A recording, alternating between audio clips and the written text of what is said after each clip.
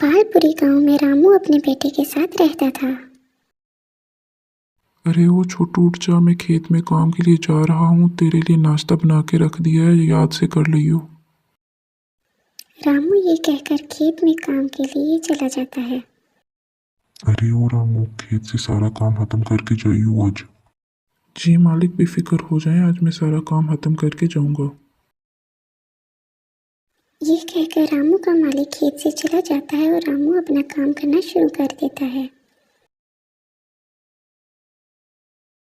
रामू जब शाम को अपना काम खत्म करके घर जाता है तो उसे पता चलता है कि उसके पिताजी की तबीयत ठीक नहीं है, जिसके लिए उसे दूसरे गांव में जाना पड़ेगा। अगले दिन रामू अपने मालिक के पास जाता है। मालिक, मेरे पिताजी की तबीयत ठीक नहीं है, जिसके लिए मुझे कुछ दिनों के लिए दूसरे गांव में जाना है। अगर तू दूसरे गांव में चला जाएगा तो तेरे हिस्से का काम कौन करेगा? तुझे पता नहीं है खेत में कितना काम है। मालिक, आप इसकी फिक्र ना करें, मैं राजू को बोल दूंगा, वो खेत की देखभाल करेगा। आप बेफिक्र हो जाएं। ये कहकर रामू अपने दोस्त राजू के पास चला जाता है। राजू मेरे दोस्त, तुम कैसे हो? मैं तो ठीक हूँ, लेकिन तुम मुझे ठीक नहीं लग रही। क्या हुआ, कोई परेशानी है?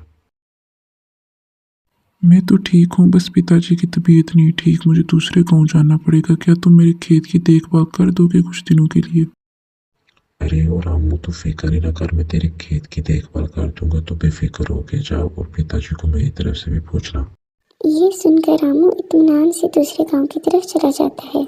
वहां जाकर उसे पता चलता है कि उसके पिता की तबीयत बहुत ज़्यादा खराब है, जिसकी वजह से उसे वापस आने में कुछ टाइम लग जाता है।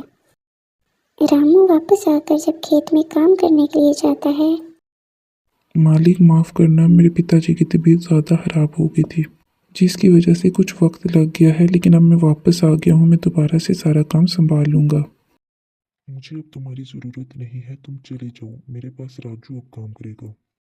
रामू अपने मालिक की ये बात सुनकर बहुत परेशान होता है और उदास होकर अपने घर वापस आ जाता है।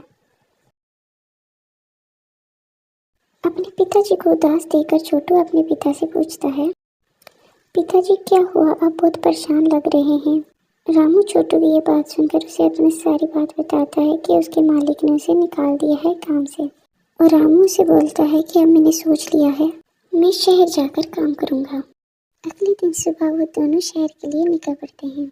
शहर जाकर रामू एक ज़मीन खरीद लेता है और वहाँ अपना बाग लगाता है और वो बाग की अच्छी देखभाल करता है। जब सब्जियाँ पक जाती हैं तो वो लोगों के घर बेचने के लिए जाता है और अच्छा मुनाफा कमा लेता था।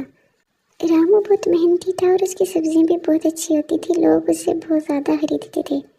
इस तरह रामू अब पहले से भी ज़्यादा पैसे कमा लेता था। देखा प्यारे बच्चों, रामू ने हार नहीं मानी और उसने अपना काम जारी रखा।